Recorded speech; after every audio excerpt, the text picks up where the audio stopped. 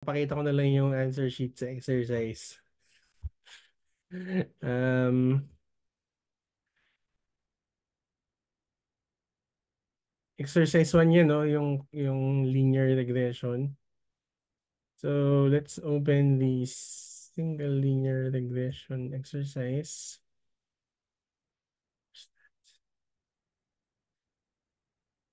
Monte Carlo, no? Sorry, Monte Carlo analysis pala yun. Monte Carlo analysis, exercise 1, answer key. So, papakita ko na kung paano yung exercise, no? So, ang gagawin natin dito, basically, I think ito yung data na binigay ko. Tama ba? Meron kang So, nasa exercise 1 na tayo, no? Ito yung Monte Carlo analysis na exercise, by the way. So, zoom in ko lang.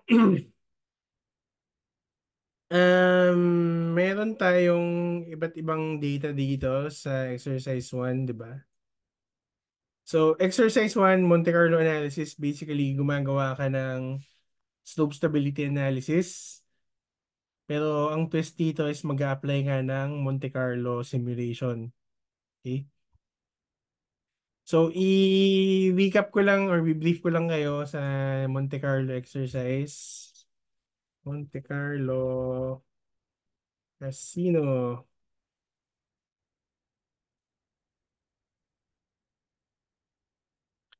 So, ito pala yung Monte Carlo Casino, no? So, this is a very, very famous casino I think, in Monaco.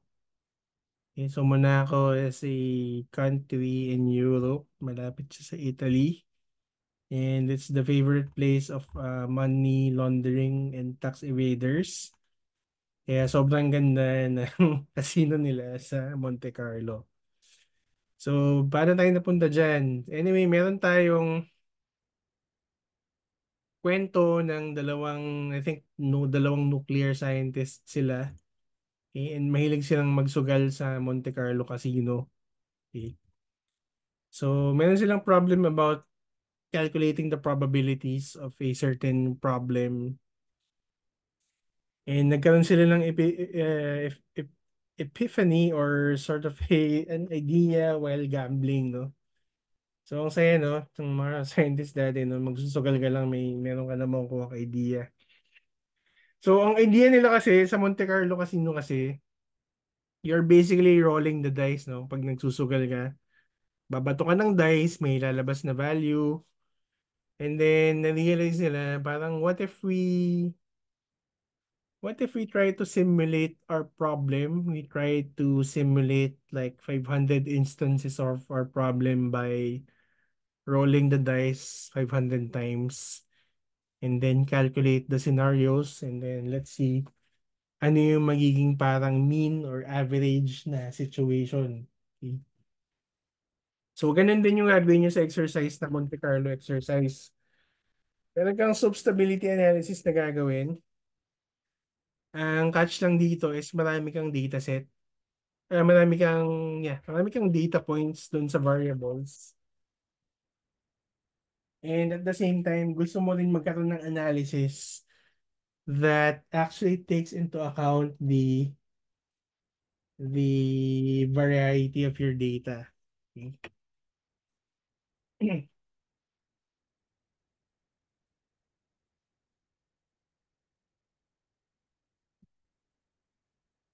So, balik tayo sa Excel, no? Ito yung dataset ninyo sa Monte Carlo exercise. Ito yung given na dataset, no? So, kung papansinin ninyo, meron kang unang column is yung sample number ng soil. And then your column number 2 is your cohesion or effective cohesion in kilopascals.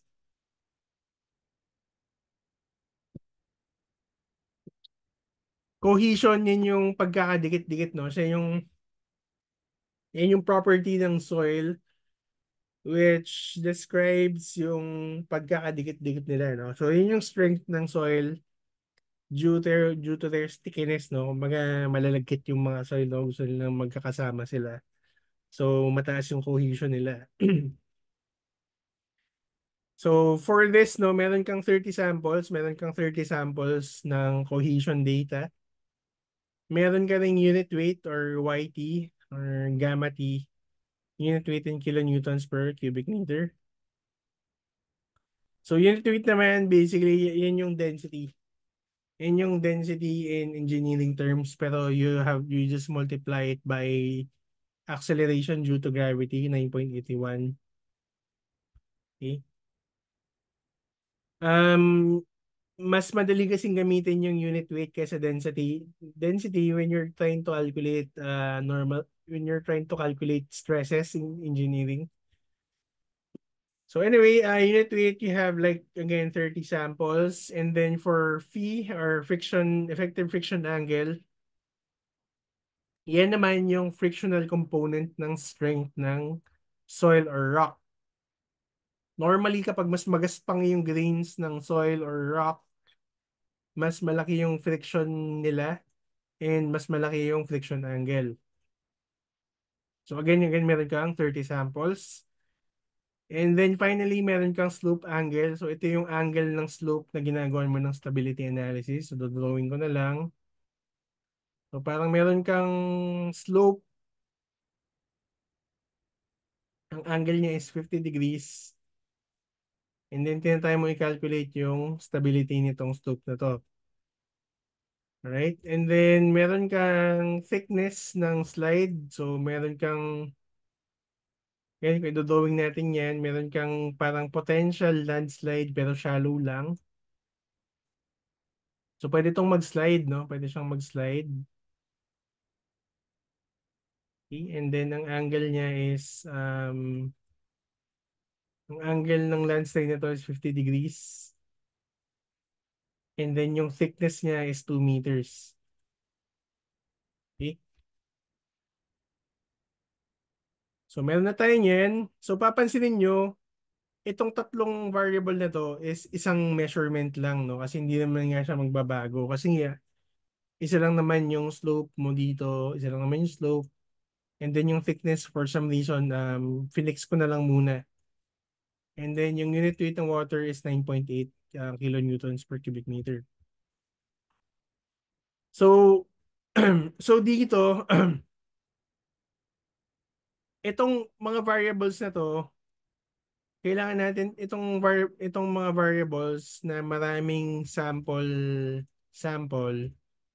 kailangan natin kunin yung mean tsaka standard deviation niyan para ma-model natin yung magiging possible values niya pag nag-roll na tayo ng Monte Carlo na dice. Okay. Itong slope angle tsaka thickness ng slide tsaka unit weight, naka-fix na yan. So hindi nyo na kailangan baguhin yan tuwing gumagawa kayo ng calculation. Okay? So dito naman sa next na set ng column, ito na yung solution ko.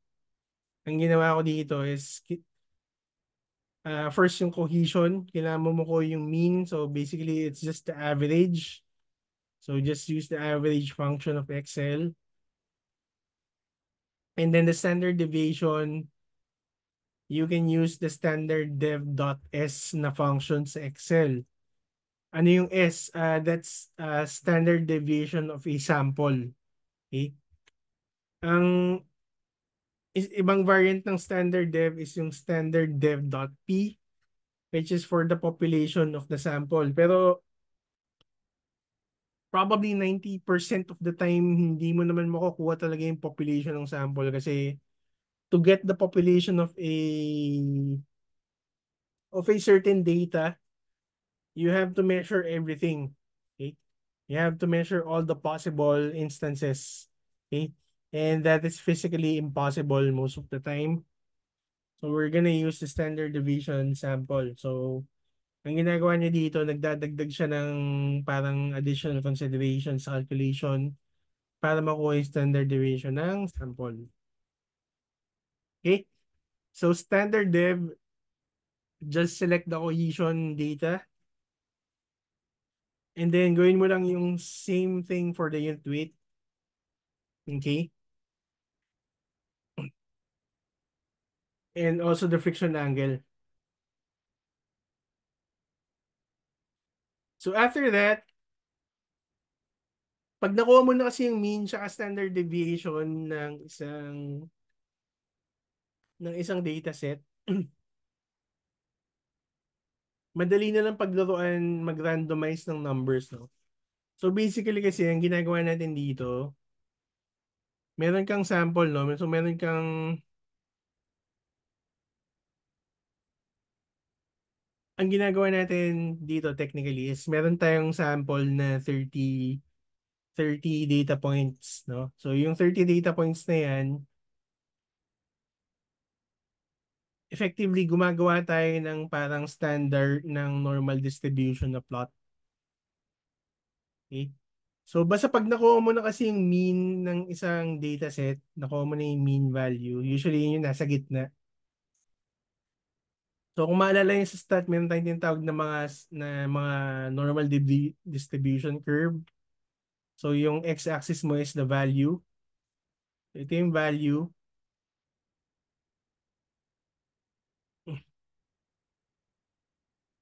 And then the y-axis is the frequency or the count or the counts of the value. So normally sa theory ng normal distribution, ang pinaka frequent na value is usually yung mean or yung average. Naalala nyo ba? Okay, average values normally yun yung pinaka frequent, no? Yun yung pinaka mataas or pinaka gitna sa normal distribution. Okay? And then ang isa pang part ng parang theory nila sa standard distribution is yung standard deviation. Yung isang typical na distribution curve is ang lapad niya is worth 4 standard deviations. Okay, so yung lapad nitong curve na to is equal to standard deviation times 4. Okay? So again, yung theory niyan, discuss na yun dapat sa stats class ninyo. Pero for now, tanggapin nyo na lang na ganyan yung itsura ng isang standard, ng isang normal distribution na curve. Okay? So ang gitna niya or yung pinaka-peak niya is defined by the mean value. And then yung lapad ng mismong curve is defined by the standard deviation times 4. Okay? So basta meron kang dataset, no? For example, 10 to 30 datasets, and if you apply the standard normal distribution theory on this dataset, makakabuo ka ng predicted na values ng data, no? Lahat ng possible, basically halos lahat ng possible na values niya, kaya mo nang i-predict. Okay? And yung frequency nila. Okay? So you can expect na yung mga extreme values, basically yung mga nasa yung malalaking, yung sobrang laking value tsaka sobrang liit na value. As you can see, relatively mababa yung height nila, no? So mababa yung frequency nila. You can generally expect these values to be very, very rare. Okay? Pero while at the same time, you can expect the values that are near the mean to be very, very common. Okay? So yun yung ginagawa natin kaya kinuha natin yung mean tsaka standard deviation. Ang purpose niya is to construct the normal distribution curve, no? Gumawa ng parang theoretical normal distribution curve for the dataset. Ngayon, alam mo na yung normal distribution ng mga dataset, gagawa na tayo ng mga simulation. So simulation is just a scenario, no? So it's just a scenario that uses random values pero within the expected normal distribution of these values. So random value sila pero papasok sila dapat sa bell curve ng mga values na yan, which we predicted using the mean and the standard deviation. Okay? So para magawa yan, um, kada simulation or kada scenario, kailangan mong kumuha ng random value ng bawat variable.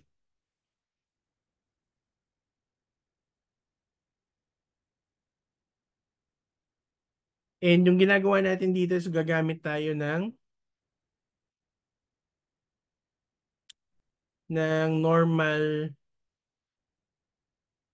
norm.env na function. Norm.env Excel.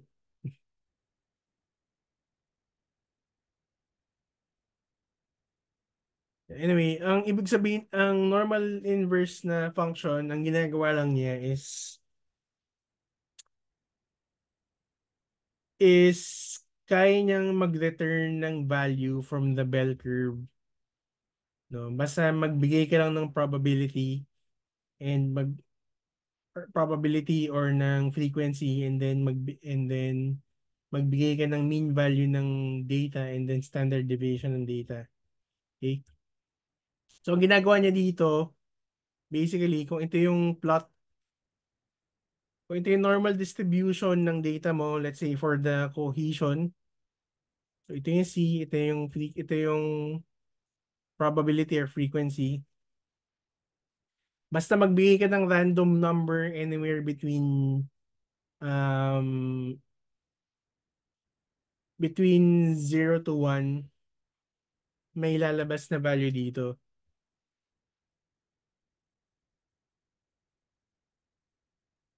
Okay? So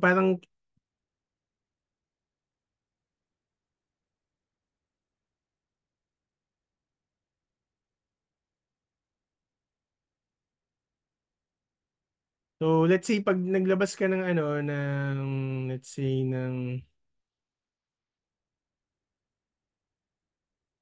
naglabas ka ng value, let's say 1, okay? Ang mangyayari kasi dito is magkakaroon ka ng cumulative na distribution curve dito. Pag nag-randomize ka ng value na 1, may makukuha kang value within the normal distribution curve. Pag mga 0.1, may lalabas din na value. So let's say, imbes na random value, let's say 1. Okay? So hindi siya pwede. Try natin 0.9. Okay? So pag 0.9, ang binibigay niya is yung upper bound ng value, I think. Yep. So pag nilagay mo dyan is mataas na probability, ang bibigay niya is yung mga upper bound na value. And then kapag nasa 0.1 ka, ang bibigay niya is yung mga nasa lower bound na value. Okay? So ang idea dyan, kumbaga itong normal dot inverse na function, para kang bumubunot ng number sa bingo or lotto. Okay? Tapos yung binubunutan mo ng number is specified by the mean and the standard deviation of the value. Okay? So, basically, depende sa ma-randomize mo na number, may bibigay siya na value dito, no? So, pag mataas yung probability na binigay mo, magbibigay siya ng upper bound value. And then, pag mababang probability yung binigay mo, magbibigay siya ng mababang range ng value within the within the normal distribution of that data set. Sorry.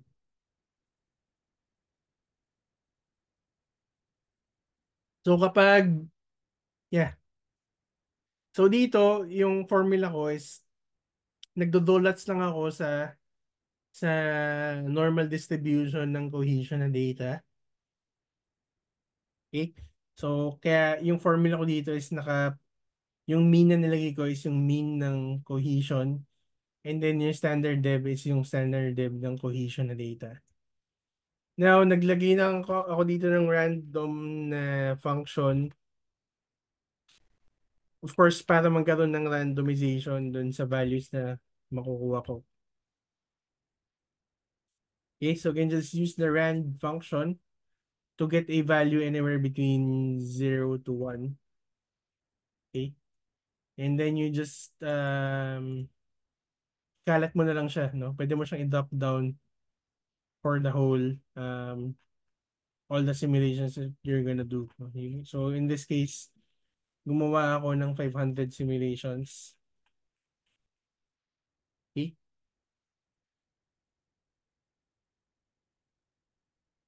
So dito, so simulation number 11, again, kumuha lang ako ng random value. Pero yung mean tsaka standard deviation niya is nakapeg lang dun sa cohesion na dataset. Okay? And then ganun lang din sa unit weight, friction angle. Okay? And then after that, ito na yung calculation ng factor of safety. So ginamit ko lang yung formula dito sa baba. Okay? So kung papansin nyo, yung cohesion, tsaka unit weight, tsaka friction angle ay nakapeg dun sa simulated values. And then yung slope angle, thickness, tsaka unit weight ay nakafix dun sa constant values. Okay? So anong dapat na factor of safety na kukuha nyo? Dapat somewhere between 0.7 hanggang 1.2 na siguro yung pinakamalaki. Okay? So 0.7 hanggang 1.2 dapat yung range ng values na nakukuha nyo. Pag hindi yun yung nakukuha nyo, baka may mali kayo sa formula or sa pag-simulate ng values. And then finally, pwede natin gawan din ng summary itong factor of safety na calculate natin. So again, kinuhanan ko lang siya ng mean tsaka standard deviation.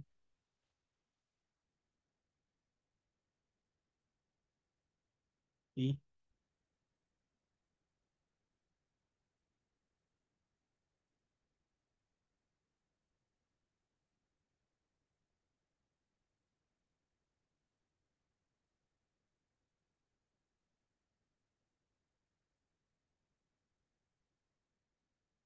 And then ito naman, itong next is normal distribution true.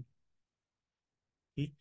Then itong final column is ginawan ko lang ng, ito kabaliktad na naman itong final column, no? So dito naman, given na meron kang factor safety and given yung pattern ng normal distribution ng factor safety, pwede mong makalculate yung probability niyan. Okay? Ng cumulative probability. So papansin niyo dito pag yung factor safety mo medyo mataas, mga 0.1, yung probability niya is nandun sa may mataas na cumulative probability. Okay? And then pag medyo mababa yung FS mo, nandun ka sa mababang end ng cumulative probability. Okay?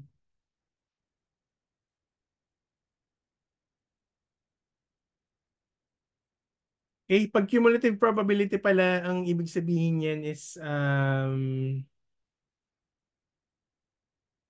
ang ginagawa mo dyan is tinitignan mo lang yung maximum value na pwede mo makuha given a certain probability. Okay? Pag yung probability mo is malapit na sa 1, ang ibibigay niyang maximum value is yung mataas kasi nga nandun ka sa top end ng probability. And then pag mababa yung cumulative probability mo, nandun ka sa mababang maximum value. Okay? And then pinlot ko lang yung cumulative probability versus factor of safety and makikita mo itong ganitong pattern. Okay? Alright. So, to be honest, medyo mahirap yung exercise 1 pero okay. Nasagot ko ba yung tanong mo, Kyla May? Opo, thank you po. Lalong gumulo. Okay. So, yun. Pag naguguluhan kayo, sundan nyo lang muna yung tutorial na binigay ko doon sa exercise. Kasi yung sample tutorial doon, kapag nagawa nyo na siya, pag na-reproduce nyo ng maayos yung tutorial, ibig sabihin na gets nyo na yung process. After that, gawin nyo yung itong factor of safety na calculation.